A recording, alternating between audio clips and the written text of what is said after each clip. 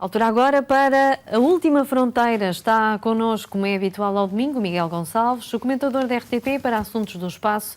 Bom dia, Miguel. Bom dia, Cristiana. Esta semana há novidades científicas sobre os intrusos interestelares mais famosos do Sistema Solar. É verdade, e nós, enfim, como é hábito na Última Fronteira, também somos uma espécie de intrusos no pequeno almoço dos nossos telespectadores e nada melhor do que também falar sobre estes intrusos no nosso Sistema Solar, ou pelo menos são assim catalogados. Há cada vez mais certezas de que pelo menos 2 corpos que foram identificados têm origem noutras estrelas. E nós hoje, esta semana, ficámos a saber um bocadinho mais sobre esses corpos. Mas também é uma semana em que ficámos a saber, pela publicação de um estudo, que este tipo de corpos podem ser asteroides, podem ser cometas com origem noutras estrelas e que vieram parar ao nosso Sistema Solar devido à atração gravitacional.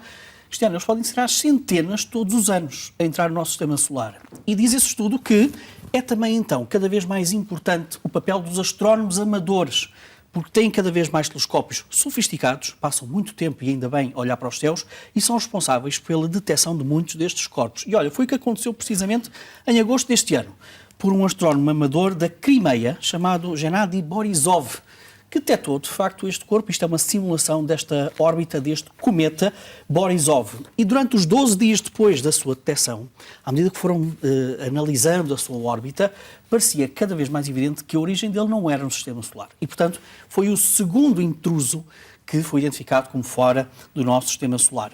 E, sabes, é um cometa que se está a aproximar ainda do seu ponto de máxima aproximação do Sol. Ou seja, é um corpo que nós sabemos que está a entrar, continua a entrar no Sistema Solar. Por volta de dezembro vai estar a cerca de 300 milhões de quilómetros do Sol. Isto é mais ou menos a órbita de Marte. Isso é o seu ponto de maior aproximação. Isto é extraordinário para os astrónomos. Porquê? Porque permite conhecê-lo ao longo deste tempo todo e tentar perceber como é que ele vai evoluir esta cauda, porque essa é a característica dos cometas, que são bolas de neve suja. E, portanto, à medida que entram em zonas mais quentes do Sistema Solar, exibem aquela cauda, que é a sublimação dos gases e dos materiais que constituem o seu núcleo.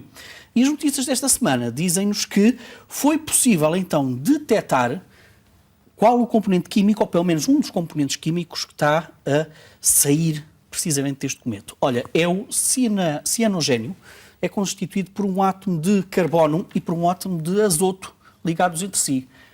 Isto é notável porque conseguimos fazer esta detecção, que é muito difícil fazer esta detecção em cometas, ainda por cima a esta velocidade, com esta inclinação na sua órbita.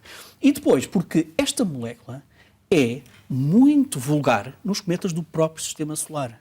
E, portanto, o que nos diz este primeiro resultado é que, independentemente da sua origem, parece que este tipo de corpos, estas bolas de neve suja, tem, pelo menos, uma molécula que é muito parecida com aquela que encontramos nos cometas do Sistema Solar. Mas este estudo também revela outra coisa muito curiosa deste cometa. É que quando os astrónomos fizeram uma análise do tamanho deste cometa e consideraram o desgaste que está a sofrer à medida que se aproxima do Sol, dizem-nos os astrónomos que este cometa parece que nasceu há cerca de 4,6 mil milhões de anos. Porquê é que este número é precioso? Porque nós já desconfiamos fortemente que ele nasceu noutra estrela. Mas com esta idade, é uma idade também muito parecida dos cometas do nosso próprio Sistema Solar. Portanto, ele terá nascido noutra estrela, mas exatamente na mesma altura em que se formou o nosso próprio Sistema Solar. E, portanto, isso é particularmente interessante. E também há uma suspeita da estrela, de onde terá vindo. Atenção que é uma suspeita apenas ainda muito leve. Pensa-se que este é o primeiro suspeita da sua natalidade, do seu ponto de origem, e que é a estrela Doppler-Kruger 60, que está a aproximadamente a 12 anos-luz de distância. E, portanto, a 13 anos-luz de distância. Mas ainda não há nenhuma certeza que possa ser esse o ponto do nascimento deste cometa. Agora, à medida que nos vamos aproximando de dezembro e para além de dezembro, e que vamos conhecendo melhor a trajetória deste cometa, talvez tenhamos outros dados. Mas também há mais dados sobre o primeiro intruso que foi identificado e que tem aquele curioso nome de Oumuamua, é um termo havaiano, e que foi detectado a 19 de outubro de 2017. E desde logo ficou a curiosidade dos astrónomos porque parecia ter uma alteração de brilho muito profunda à medida que íamos tendo mais observações. Às vezes num fator de 10, o que permitiu chegar a esta especulação. Isto é uma ilustração do que será esse corpo. Parece um charuto, autenticamente, um charuto elegante. E os primeiros resultados diziam que esta forma e a sua rotação muito rápida permite, se calhar, explicar aquelas variações de luz. Mas olha, houve um astrónomo que esta semana publicou um artigo a dizer que pode não ser bem aquela forma. É que a geometria do corpo pode ser muito interessante para explicar também as variações de brilho.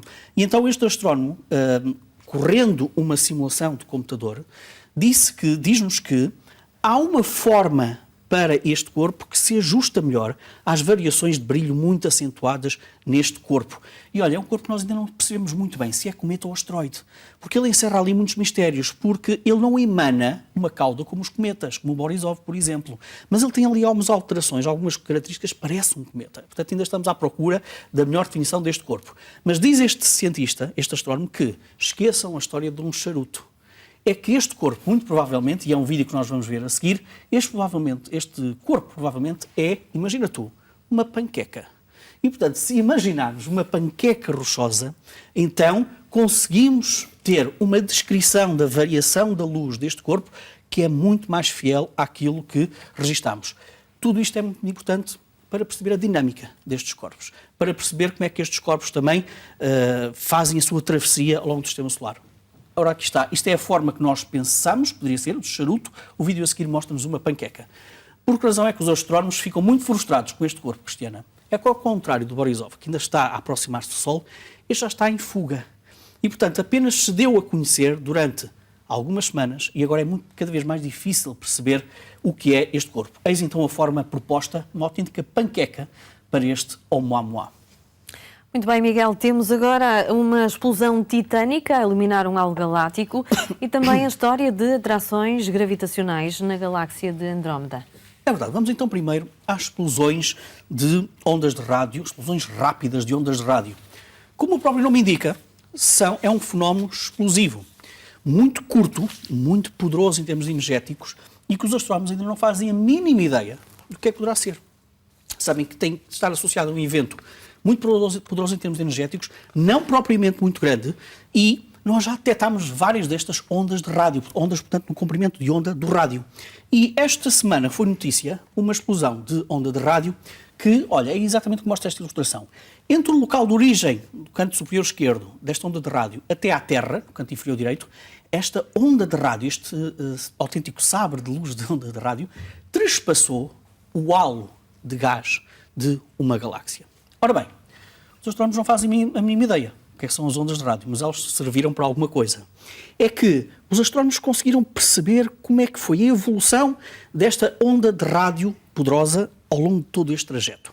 E tinham algumas ideias sobre o que é a constituição dos halos galácticos.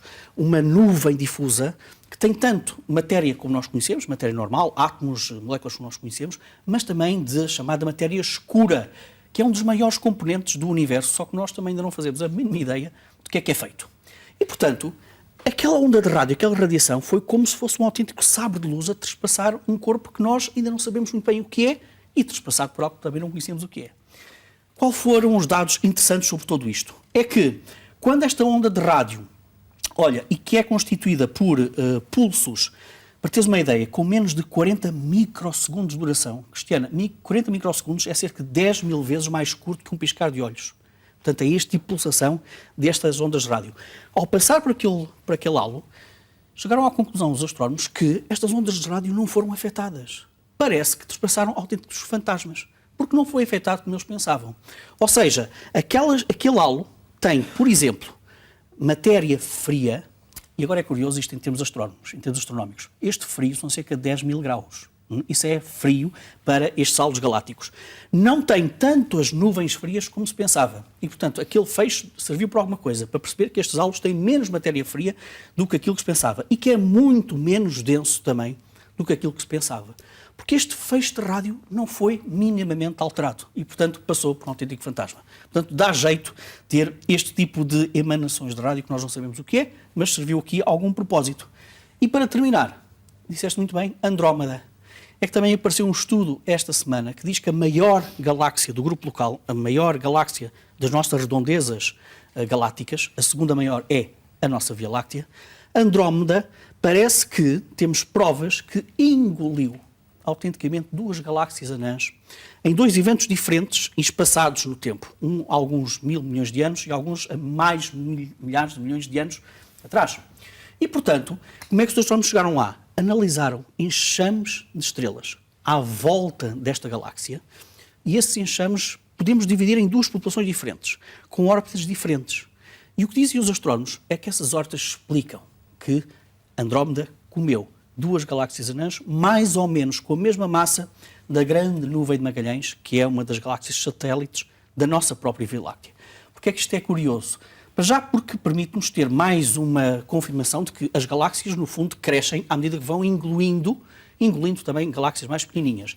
E isto também é particularmente curioso para a Andrómeda, porque diz-nos a astronomia e todos os estudos das órbitas que a galáxia de Andrómeda e a de Via Láctea vão aproximar-se cada vez mais. E daqui a aproximadamente 8 mil milhões de anos, provavelmente vamos ter apenas uma única supergaláxia quando a Via Láctea for comida pela própria galáxia de Andrómeda.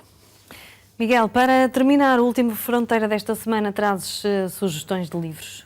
Sim, muito rapidamente. Da coleção Arte e Ciência do Museu de História Natural e de Ciência da Universidade do Porto, muita atenção para esta coleção Arte e Ciência, que é deliciosa do ponto de vista do conteúdo e editorial.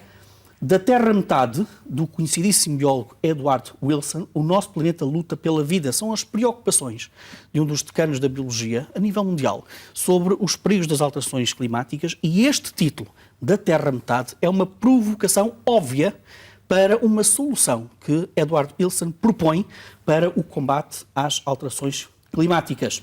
Depois, do mesmo autor, mas numa outra editora, Genesis, do Clube do Autor, A Verdadeira Origem da Sociedade Humana. Isto aqui já temos um ensaio do Wilson sobre a evolução do homem ao longo do tempo, o que é que significa, no fundo, as 6 grandes fases de evolução que levaram até à sociedade humana como nós a conhecemos hoje em dia. E, portanto, 2 sugestões de um autor extraordinário. Ainda do Clube do Autor e de Vibar Gregan Wright, Alteração Primata, como o mundo que criamos nos está a mudar. Nós estamos vindo a assistir a cada vez mais livros que nos ensinam que vivemos numa época em que tudo parece que está a evoluir muitíssimo rapidamente, quer do ponto de vista tecnológico, do ponto de vista da nossa concepção sobre o que é a humanidade. E este é mais um contributo que nos é dado pelo Clube do Autor para os mais jovens. E confesso para mim também que eu vou ficar deliciado com este livro. O Incrível Mundo das Naves Espaciais, de Book Smile, é um livro precioso porque fala-nos sobre as estações espaciais que já tivemos até hoje. O vai-vem espacial está escrito numa linguagem que não é infantil, é informativa, mas é muito apelativa também para os mais jovens. E depois tem este bónus delicioso, que é poder construir uma nave espacial em 3 dimensões, como montar e brincar. Está tudo aqui, é uma sugestão deliciosa da Book Smile. Miguel, obrigada e até ao próximo domingo. Altura agora para um curto intervalo. Voltamos já a seguir à hora certa para atualizar a informação. Contamos consigo. Até já.